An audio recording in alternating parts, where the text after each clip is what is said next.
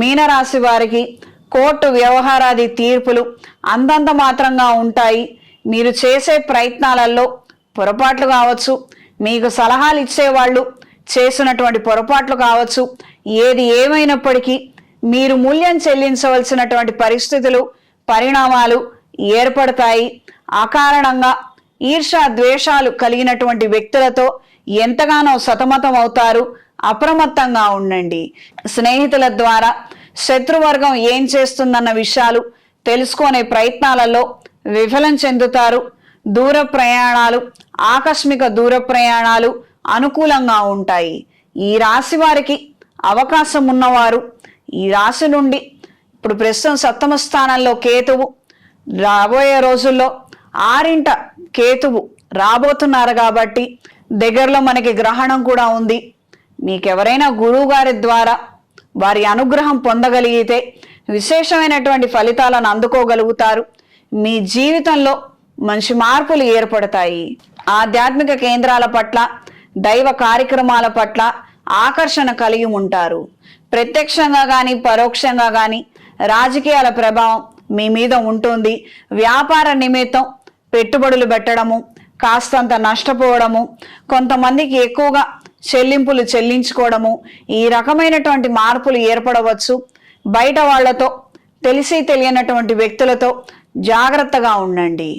ఈ వారం స్త్రీలు ఉద్యోగరీత్యా మంచి అవకాశాలను అందుకోగలుగుతారు. సౌందర్య సాధనాల పట్ల ఆకర్షితులవుతారు.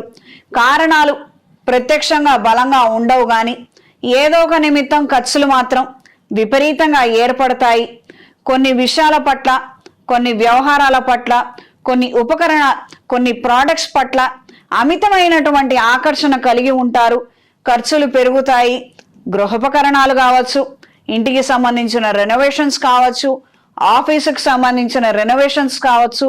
మొదట వేసుకున్న బడ్జెట్ 50 అయితే మీరు పనంతా పూర్తి నాటికి అది 75 అవుతుంది. కేవలం మీ ఆలోచనలలో మార్పుల కారణంగా ఈ రకమైన ప్రభావం చూపిస్తుంది. ఇందులో ఎంత అవసరమో అది గ్రహించి మెలిగి ఆ విధంగా నిర్ణయాలు తీసుకోండి. కోపానికి బానిస అవ్వద్దు, బద్ధకానికి బానిస అవ్వద్దు.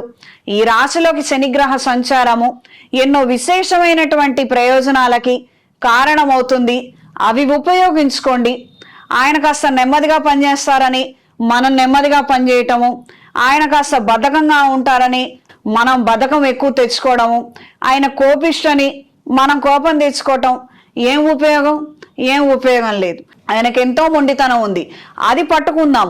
ఈ స్టబన్ నేచర్తో సాధించలేని ఎన్నో విజయాలను మనం సాధించగలుగుతాము. మన వల్ల కావు అని అందరూ అన్నది మనం చేసి నిలబడగలుగుతాము, చేసుకోగలుగుతాము. బాగా హెల్త్ విషయంలో నెగ్లిజెన్సీ పెరుగుతుంది, తద్వారానే హెల్త్ ఇష్యూస్ వస్తాయి. ఎందుకు నెగ్లెక్ట్ చేయాలి? హెల్త్ విషయంలో కాన్షియస్గా ఉండండి. ఇన్ టైంకి తినండి, ఇన్ టైంకి పడుకోండి. కాస్తంత మెయింటైన్ చేసే విధంగా మీ ఆలోచనలు, మీ థాట్ ప్రాసెస్ ఉంటే బాగుంటుంది. మా లైఫ్ స్టైల్ ఇంతే, మేము ఇలానే ఉంటాము అని ఈ రకమైన స్వభావం కనుక మీకు ఉంటే రాబోయే రోజుల్లో మీకు ఒరిగేది ఏమీ ఉండదు, ప్రయోజనాలు ఏమీ ఉండవు. ఇది మాత్రం గుర్తుంచుకోండి. ఏదన్నా మీ మార్పు తీసుకురాగలిగితే మీకు మంచి మార్పులు అనేవి ఏర్పడతాయి. లేదా ఆ మందగమనంలో మనం కొట్టుకుపోయే ప్రమాదం ఉంది. ఇది గ్రహించి మెలగండి. పోటీ పరీక్షల్లో పాల్గొనే వారికి కాలం అనుకూలంగా ఉంటుంది. పెద్ద పెద్ద కంపెనీలు కావచ్చు, యూనివర్సిటీలు కావచ్చు, మంచి కాలేజీలో సీటును సంపాదించగలుగుతారు.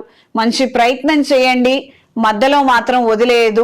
టెక్నికల్ ఇష్యూస్ లాగా అనిపిస్తాయి, అవి ఎరైజ్ అయ్యాయని, ఏదో ఆగిపోయాయని మాత్రం మీరు వెనుదిరగద్దు. మీరు చేసే పని మాత్రం పూర్తిగా కంప్లీట్ చేయండి. ఆ తర్వాత విషయం తర్వాత. ఈ వారం మీనరాశి వారికి కలిసొచ్చే రంగు పసుపు, కలిసొచ్చే దిక్కు తూర్పు, కలిసొచ్చే సంఖ్య 6. ప్రతిరోజు ఇంద్రాణి స్తోత్రాన్ని పఠించండి. పెళ్లి కాక, పెళ్లి సంబంధాలు ఎన్ని చూసినా ఇబ్బందులు కలుగుతున్న వారు బృహపాశ్వత హోమాన్ని జరిపించండి. మంచి సంబంధం కుదురుతుంది, అనుకూలంగా ఉంటుంది. చేతికి కుబేర కంకణాన్ని ధరించండి. ఆర్థిక అభివృద్ధిని సాధించగలుగుతారు.